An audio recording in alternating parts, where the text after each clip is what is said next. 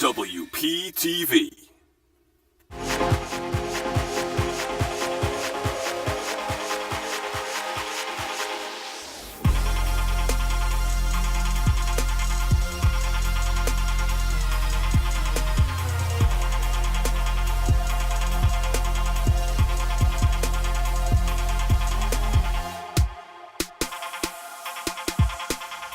Welcome back to Press Start. I'm Matt Camera, and I'm back with another episode of Lights, Camera, Action. This time, my good buddy Alec and I will be discussing Steven Spielberg's nostalgic adaptation of Ernest Cline's novel, Ready Player One.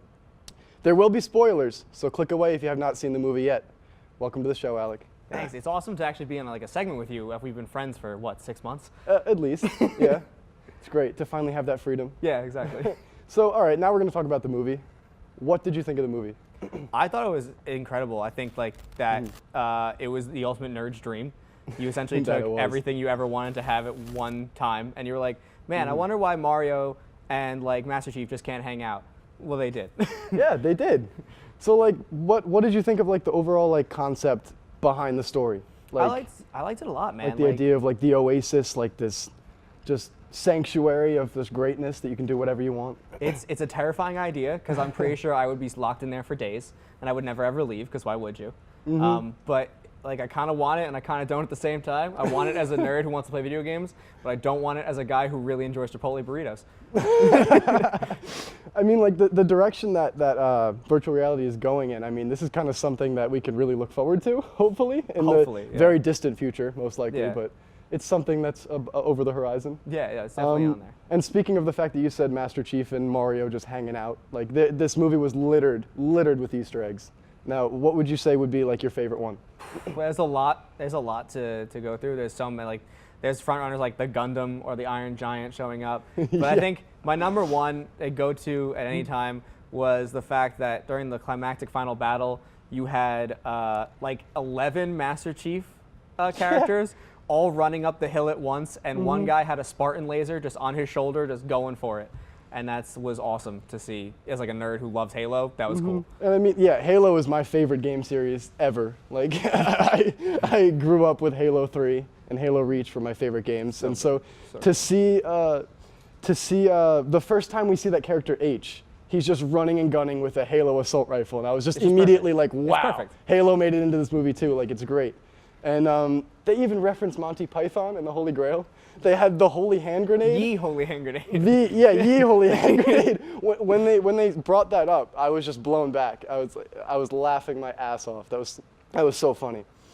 But anyway, do you think there were too many Easter eggs? Like, do you think it leaned too heavily into the fact that there were Easter eggs in the movie? No, because I think this whole story is based around the fact of like the book and the movie. It is Easter eggs. It's all about the Easter eggs. This is written by somebody who was like, you know what? Let's do everything. And they did. So I think the Easter eggs make that experience special, and that's what makes this movie cool and not like any other movie about video games or nerd culture. You had everything all at once. It was like the adult version of Wreck-It Ralph. I like that analogy, the adult version of Wreck-It Ralph. Yeah, I feel like the movie definitely would not have had the same effect, because I did enjoy the movie as well. I thought that it was entertaining, but I feel like without the Easter eggs, it would have just been not that great. It would just be a normal action movie. Yeah, like what did you think of like the actors? Like, the acting was the acting is like the one fall down of it, because you didn't give the time for these actors to really get to know each other, and they didn't have any like kind of relationships or charisma with each other right off the bat. So you really had to like focus on the game itself and the movie to get through it, because otherwise, if you just paid attention to the acting, none of these guys are getting medals. I mean, the villains were really, really good, but our heroes were very underdeveloped, and it was luckily we had the game world to jump into to kind of flesh out their characters a little bit. Yeah, no, I definitely agree, because like the hero characters, two of them in particular, I don't exactly remember the names of the characters, but it was like the samurai. Oh, and Sho and Daito. Yeah, Sho and Daito. They were not really developed at all. No, they kind of, in one scene, it seemed like it was going to be a big kind of action scene with like all the characters, like the whole clan they call themselves, but then them two just run off. And then like the main three kind of just do whatever like they're gonna do. Daito like meditates through half of the final battle. He just sits down. So I feel like we should have dove into why he was meditating before we actually got to that fight. Yeah, definitely. it got very Inception towards the end. Definitely, Yeah, I would say. definitely. I was kind of expecting Leonardo DiCaprio to just kind of show up.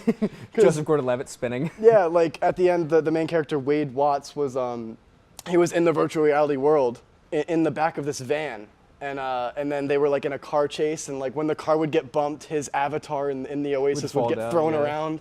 And I was like, wow, this kind of feels like it's ripped right out of Inception. But then again, it could just be a reference. Yeah, because I think it's just it's an appreciation for all things pop culture and movies and games, TV shows, everything. So I think they definitely stole a lot from everyone else to make this movie happen. Oh yeah, they had to have, because like that's how the movie was. But so the whole movie was CGI pretty much. Pretty much. The entire movie. How did you think the CGI like worked? It looked just like a video game, and most movies I'm saying, that's unrealistic, doesn't look like it's really in the world. I want it to look fake, because like you're in a video game, you're supposed to have these characters in a fake world. It was perfect for that environment. Like when you see one of the people firing the Halo rocket launcher out the side of the Back to the Future DeLorean, like you don't really expect it to look like it's not supposed real. to be real. Yeah, it's not supposed to be real. So like I was able to excuse the CGI, at least for this movie. Definitely, I was still able to enjoy it. So we rate it out of 5 here. Well, how many power symbols would you rate this movie out of 5? I'm going 3.5 out of 5. 3.5. I loved it. It was a good movie. I don't regret seeing it at all.